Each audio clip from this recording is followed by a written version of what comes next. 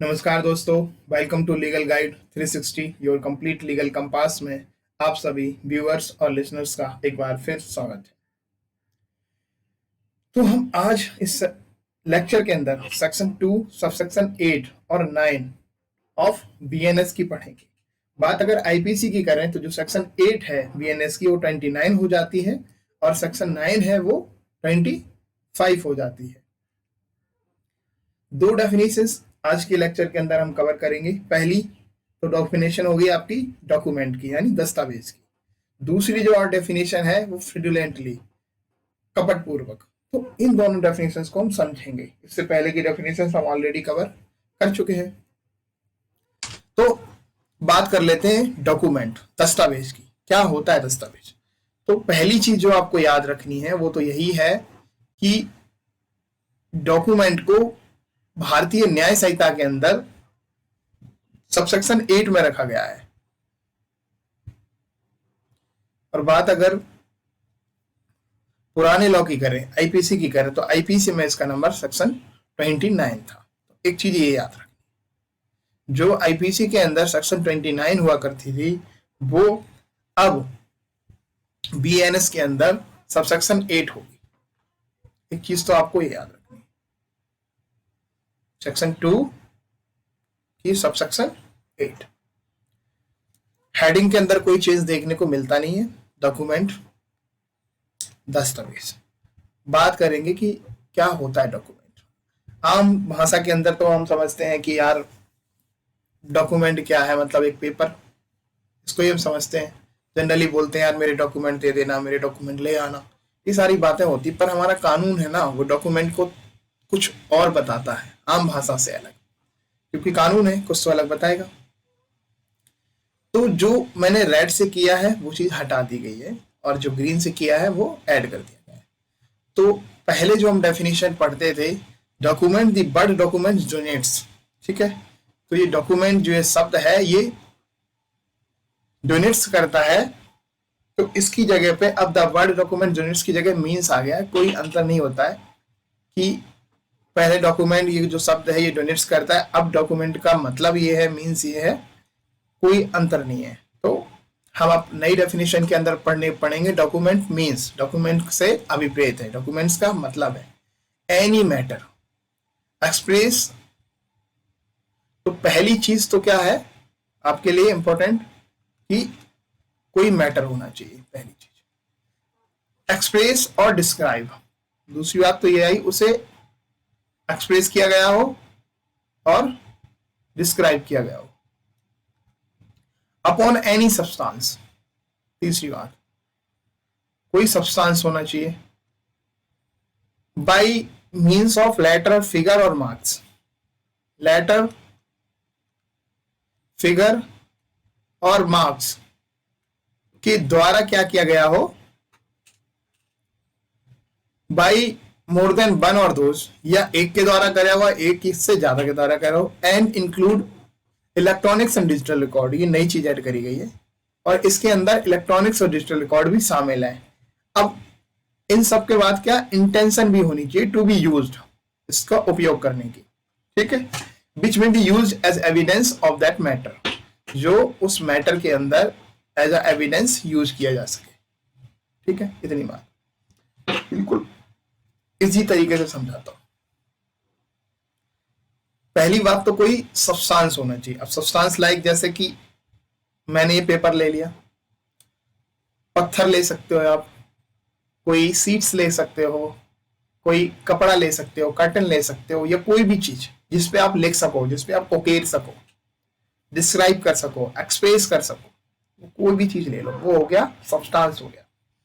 कुछ भी हो सकता है, आपके शीशा हो गया, शीशे के ऊपर लिख दो, पत्थर के ऊपर लिख दो, कुछ भी, वो क्या हो गया आपका सब्सटेंस हो गया। तो अब यहां पर हमने क्या ले लिया, एक पेपर ले लिया, ये हो गया सब्सटेंस, ठीक है। अब इसके ऊपर कोई चीज क्या करी जाती, कोई मैटर ले लेते हैं। मैटर मान के चलो कि मैं किसी के साथ एक समझौता करता हूं या मैं किसी को एक लेटर लिखता हूं, तो मैंने किसी के साथ समझौता किया और उसकी कंडीशंस लिखनी शुरू की। अब ये तो एक्सप्रेस किया जाएगा या डिस्क्राइब किया जाएगा, मतलब या तो पत्थर टाइप का है तो उसमें क्या उकेरा जाएगा, है ना। और डिस्क्राइब क्या मतलब लिख दिया, मैंने चलो डिस्क्राइब कर दिया, लिख दिया इस चीज को। अब लिखेंगे किससे, या तो लेटर से लिखेंगे ABC जैसे, फिगर्स हो गए, ठीक है, और मार्क्स हो गए। फिगर कैसे हो गए, 1 2 3 4 5 मार्क्स हो गए, जैसे कि ये सतिया हो गया, ठीक है। इसी तरह से एरो हो गए, बहुत सारे चिन्ह होते हैं, उनके जरिए भी लिखा जाता है। अब ये कहते हैं कि इनमें से हो सकता है केवल लेटर लेटर से लिखा गया हो सकता है केवल फिगर फिगर से लिखा गया हो, केवल मार्क्स मार्क्स लिया हो सकता है लेटर और फिगर से लिखा गया हो। तो मोर than one of those means single से भी हो, एक से ज्यादा से लिखा गया हो। तो लेटर तो जनरली एक से ज्यादा से लिखते ही हम, क्योंकि सीरियल नंबर डालते हैं 1 2 3, ये फिगर हो गई, और जो वर्ड्स लिखते हैं वो तुम्हारे लेटर्स हो गए, और कहीं कहीं हम चिन्ह भी यूज कर लेते हैं तो मार्क्स हो गए। और इसके अंदर इलेक्ट्रॉनिक और डिजिटल रिकॉर्ड भी शामिल है। अब इलेक्ट्रॉनिक्स कैसे, जैसे आप लैपटॉप पे कोई चीज लिख रहे हो, व्हाट्सएप पे कोई मैसेज कर रहे हो, तो वो भी तो आप डिस्क्राइब कर रहे हो, कोई ना कोई तो मैटर है ही वो। चाहे अपने फ्रेंड को ही आप मैसेज लिख रहे हो, पर मैटर तो है ही कोई ना कोई। सब्सटेंस आपकी होगी यहाँ पे क्या, फोन होगी सब्सटेंस, मैटर हो गया। अब उसको आपने एक्सप्रेस कर दिया, कर किससे रहे हो, या तो लेटर से लिखोगे, या फिगर से लिखोगे, या मार्क्स से लिखोगे। अब इन सब के बाद क्या है, ये जो चीज की जा रही है ना, इसकी इंटेंशन होनी चाहिए टू बी यूज्ड और which may be used as evidence of that matter. इस मैटर को एज एविडेंस यूज करने की इंटेंशन होनी चाहिए, मतलब इसके पीछे इंटेंशन होनी चाहिए। जो चीज आप लिख रहे हो ना, इसके पीछे कोई इंटेंशन होनी चाहिए कि इसका उपयोग किया जा सके एज एविडेंस। अब यहां पे अगर आपको intention to be use as evidence अगर लग रही है तकलीफ समझने में, तो यहाँ पे आप लिख लो रिकॉर्ड, कि ये जो पर्पज है जो ना इसका पर्पज रिकॉर्ड होना, रिकॉर्ड करना हो। कोई मैटर है वो उसका पर्पज क्या होता है, रिकॉर्ड करना होता है। हम कोई भी चीज लिखते हैं उसका मतलब क्या है, ताकि वो रिकॉर्ड बना रहे हमारे पास। क्यों लिखते हैं, नहीं तो लिखने की जरूरत ही क्यों है। ये जरूरी बिल्कुल भी नहीं है कि उसे कोर्ट में यूज किया जाए या ना किया जाए, वो कोर्ट में उपयोग होगा कि नहीं, पर इंटेंशन होनी जरूरी है। कोई आप अब उसके पीछे रीजन ये दिया है कि इंटेंशन क्यों क्यों कहा गया कि इंटेंशन होनी जरूरी है, ताकि कोई आप पेपर बना रहे हो ना, जब इंटेंशन ही नहीं होगी ना तो फिर उसका यूज ही नहीं होगा।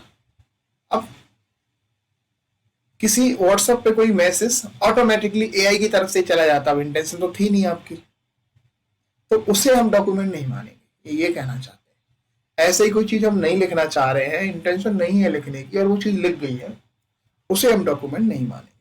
डॉक्यूमेंट उसे ही मानेंगे जिसके पीछे इंटेंशन हो उसे रिकॉर्ड करने की।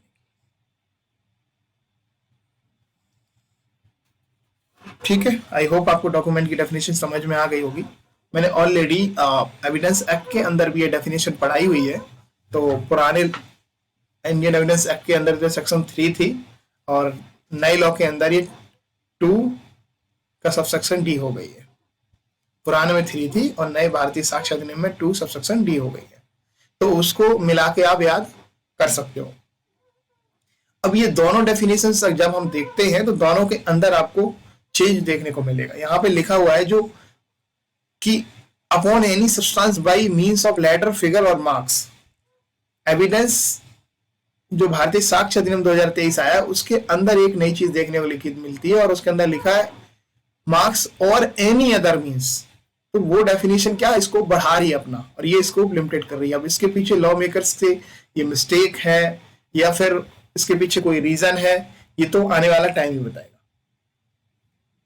तो उसमें तो ये कह रहे हैं कि सिर्फ लेटर फिगर मार्क्स ही नहीं, इसके अलावा भी किसी और चीज से आप लिखते हो उसे हम डॉक्यूमेंट कहेंगे। ये अभी जो भारतीय साक्ष्य अधिनियम 2023 आया उसके अंदर ये डेफिनेशन देखने को मिलती है, पर आईपीसी के अंदर हमारी डेफिनेशन वही सेम देखने को मिलती है कि लेटर फिगर और मार्क्स ही लिखा होगा ना, तभी हम उसे डॉक्यूमेंट में कंसीडर करेंगे। इतनी सी बात, बस अंतर इतना सा देखने को डेफिनेशन में मिलता है। एक्सप्लेनेशन इसका समझ लेते हैं कि it is a immaterial by what means or upon what substance the letter, figure or marks are formed, or whether the evidence is intended for may be used in court of justice। court of justice को replace कर दिया है court से, और not। तो ये कह रहे हैं कि ये बात जो है ना, इमटेरियल है, अनावश्यक है कि जो लेटर, फिगर और मार्क्स के द्वारा किसी सब्सटेंस पे कोई चीज लिखी गई थी वो किस साधन द्वारा लिखी गई और उसका उपयोग कोर्ट ऑफ जस्टिस में होना है या नहीं होना है, उसकी पीछे इंटेंशन थी कि उसे कोर्ट में यूज किया जाएगा या नहीं किया जाएगा, ये चीज क्या है, इमटेरियल है कि उसे किस चीज से लिखा गया था, कि पेन से लिखा गया था, कि उकेरा गया था, कि किसी और चीज से लिखा गया था, टाइपिंग करके किया गया था, तो ये किस साधन के द्वारा लिखा गया है किसी सब्सटेंस के ऊपर, और वो कौन सा सब्सटेंस था, ये सारी चीजें इमटेरियल है। और ये भी इमटेरियल है कि वो जो चीज एविडेंस, इंटेंशन जो उसकी एविडेंस बनाने की थी वो कोर्ट में उपयोग करने के लिए थी या नहीं थी, ये भी अनावश्यक चीज है। A writing expressing the term of a contract which may be used as evidence of the contract is a document. A check upon a banker is a document. A power of attorney is a document. A map or plan which is intended to be used or which may be used as evidence is a document. तो may be used as evidence मतलब may be उसका record, अगर record के लिए वो चीज बनाई गई है, कोई मैप हो या प्लान हो, तो उसे हम डॉक्यूमेंट कहेंगे। राइटिंग कंटेनिंग डायरेक्शन और इंस्ट्रक्शन इज अ डॉक्यूमेंट। कोई राइटिंग है, अगर उसके अंदर सम्मिलित डायरेक्शन और इंस्ट्रक्शंस दी गई हैं तो वो डॉक्यूमेंट है। तो ये तो हुई डॉक्यूमेंट की डेफिनेशन। आई होप आपको समझ में आ गया। सिंपल लाइन में अगर बताऊं तो दस्तावेज का संबंध किसी ऐसे मैटर से है कि कोई मैटर हो जिसे एक्सप्रेस किया गया हो, डिस्क्राइब करा गया अपॉन किसी सब्सटेंस के ऊपर, लाइक जैसे पत्थर हो गया, पेपर हो गया, या कोई और चीज ले लो आप, कुछ भी जिसके ऊपर लिखा जा सके, शीशा हो गया, कुछ भी। अब वो बाई मीन्स ऑफ लेटर हो गया, फिगर हो गया, मार्क्स के द्वारा लिखा गया हो, और या लेटर फिगर दोनों से मिला के लिखा गया हो, और इसके अंदर डिजिटल और इलेक्ट्रॉनिक्स रिकॉर्ड भी सम्मिलित हैं, मतलब इलेक्ट्रॉनिकली लिखा गया हो, डिजिटली लिखा गया हो, और इसकी इंटेंशन क्या हो, रिकॉर्ड करना हो, इंटेंडेड टू बी यूज और which may be use as evidence of that matter, इस मैटर को एज एविडेंस यूज करने की हो। पर इसके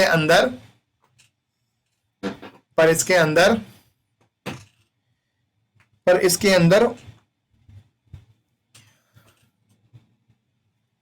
ये चीज अनावश्यक होगी कि भाई साहब वो किस साधन के द्वारा लिखा गया था, किस चीज के ऊपर, कौन से सब्सटेंस के ऊपर लिखा गया था, और इसका उपयोग कोर्ट के अंदर यूज करना होगा या नहीं होगा। तो ये तो हुई दस्तावेज की डेफिनेशन।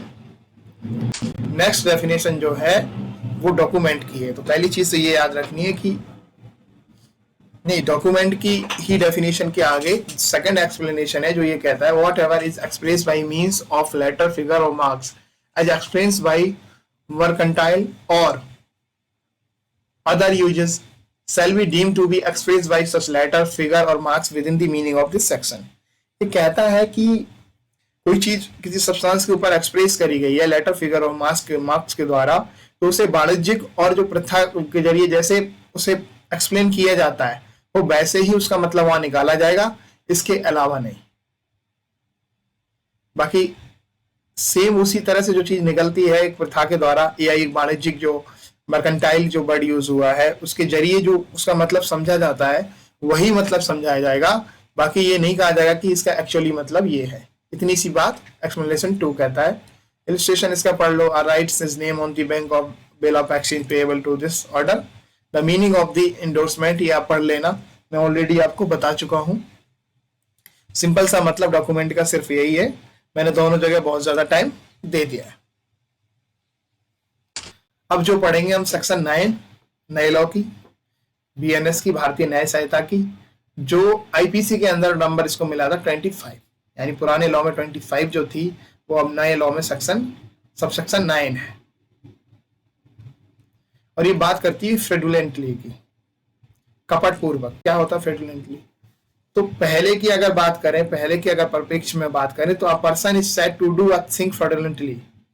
एक पर्सन को तब कहा जाएगा थिंग को कि उसने कपट पूर्वक किया है, फ्रॉडुलेंटली किया है, if he does that with intent, अगर वो करता है इंटेंशन के साथ, तो डिफ्रॉड करता है अगर वो इंटेंशन के साथ और इसके अलावा नहीं। एक व्यक्ति को तब कहा जाएगा कि उसने इंटेंशन के साथ डिफ्रॉड किया हो, तब कहा जाएगा कि उसने फ्रॉडुलेंटली किया। आज के दौर में बड़ा इस लाइन को उन्होंने हटा दिया और आज के दौर में ये कहते हैं definition means doing anything with the intention to defraud but not otherwise. मतलब वो कुछ भी करता है इंटेंशन के साथ डिफ्रॉड करने की, कुछ भी डिफ्रॉड करने की वो अगर कोई काम करता है तो उसे हम फ्रॉडुलेंटली कहेंगे और अन्यथा नहीं। अगर वो इंटेंशन के साथ डिफ्रॉड करता है तभी उसे फ्रॉडुलेंटली कहेंगे, अन्यथा नहीं। मैं एग्जांपल से समझा देता हूं। ये ए व्यक्ति है और ये बी व्यक्ति है। अब ए व्यक्ति ने सपोज करो इस बी के साथ एक एग्रीमेंट करा 1,00,000 रुपए का, इस इंटेंशन के साथ कि इससे बी से उधार लेके पैसे इसके कभी देगा नहीं। एक एग्रीमेंट करा ए ने और पेपर तैयार करवाए और इसने पैसे फिर दिए नहीं क्योंकि इसकी तो इंटेंशन यही थी। तो ए व्यक्ति ने जो यहां पे किया है वो फ्रॉडुलेंटली किया क्योंकि इसकी इंटेंशन थी डिफ्रॉड करने की, चीटिंग करने की इंटेंशन थी बी के साथ, डिसेप्शन करने की क्या इंटेंशन थी। अब पुराने लॉ की डेफिनेशन के अंदर ये कह रहे थे कि तभी फ्रॉडुलेंटली कहा जाएगा एक व्यक्ति को जब उसने इंटेंशन के साथ डिफ्रॉड किया हो। अब ये व्यक्ति को छोड़ते ये कहते हैं कि मींस डूइंग एनीथिंग, कुछ भी कर रहा है अगर विद द इंटेंशन डिफ्रॉड, अगर कुछ भी होता है वो उसे हम फ्रॉडुलेंटली कहेंगे। अगर कोई भी डिफ्रॉड करता है उसे हम फ्रॉडुलेंटली कहेंगे। बस डेफिनेशन के अंदर चेंज नहीं मिलता है देखने को। जनरली कुछ शब्द हटा दिए कि एक व्यक्ति को कब कहा जाएगा फ्रॉडुलेंटली। अब इन्होंने कह दिया है कि फ्रॉडुलेंटली का मतलब क्या है। बस तो फ्रॉडुलेंटली से मतलब ऐसा है कुछ भी किया जाए with the intention to defraud but not otherwise. Defraud कुछ भी किया जाए उसे हम फ्रॉडुलेंटली कहेंगे, इसके अलावा कुछ किसी चीज को हम फ्रॉडुलेंटली नहीं कहेंगे। इतनी सी बात हमें ये डेफिनेशन बताती है। एक्सरसाइज कर लेते हैं। Which of the following is not an essential ingredient of the offence of theft. चोरी के अपराध के लिए निम्नलिखित में से कौन सा आवश्यक तत्व नहीं है। डिसऑनेस्ट इंटेंशन, मूवेबल प्रॉपर्टी,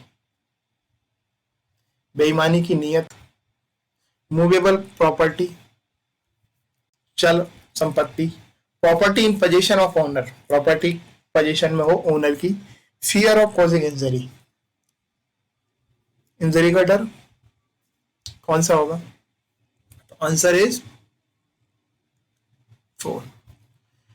अब ये दूसरा क्वेश्चन है, एक सिचुएशन बताता है। There is an old rivalry between Rachit and Vikas. तो रचित और विकास के बीच में क्या है? पुरानी दुश्मनी चल रही है। विकास गोज टू रचित हाउस, विकास रचित के घर जाता है विथ एन ऑटोमेटिक पिस्टल्स, एक ऑटोमेटिक पिस्टल लेके, टू किल हिम, उसे मारने के उद्देश्य के साथ। ठीक है। ऑन रीचिंग देयर, वहां पहुंचने के बाद, he puts the pistol on his head, वहां पहुंचने के बाद वो पिस्टल क्या कर देता है? उसके सर पे लगा देता है और कहता है and says you have trouble me a lot, तुमने मुझे बहुत ज्यादा परेशान किया हुआ है। Today your life will and, आज तुम्हारी जिंदगी को मैं समाप्त कर दूंगा। रचित सडनली स्नेच द पिस्टल, अब पिक्चर क्या चेंज हो गई, लगा के तो विकास ने रखी थी रचित के सर पे, पर रचित ने यहां क्या करी? वो पिस्टल छीन ली विकास से।